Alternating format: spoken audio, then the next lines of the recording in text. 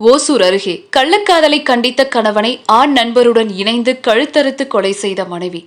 கொலையாளிகளுக்கு ஆயுள் தண்டனை விதித்து ஓசூர் கோர்ட் தீர்ப்பு. கிருஷ்ணகிரி மாவட்டம் ஓசூர் அடுத்த உனிசெட்டி கிராமத்தை சேர்ந்த ஐயப்பன். இவருடைய மனைவி பெயர் ரூபா.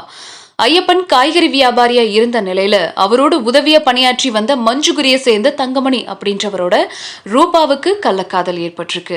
இதை தெரிஞ்சுக்கிட்ட ஐயப்பன் ரெண்டு பேரையும் பல தடவை கண்டிச்சிருக்காரு.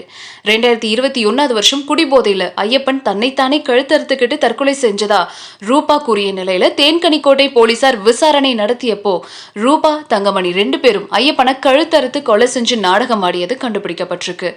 இந்த வழக்கு ஓசூர் மாவட்ட கூடுதல் அமர்வு நீதிமன்றத்தில் நடந்து வந்த நிலையில நீதியரசர் சந்தோஷ், ரூபா, தங்கமணி இவங்க ரெண்டு பேரும் கொலையாளிகள் அப்படின்னு உறுதி செஞ்சு ரெண்டு பேருக்கும் ஆயுள் தண்டனையோட 1000 ரூபாய் அபராதம் விதிச்சு தீர்ப்பு கொடுத்திருக்காங்க.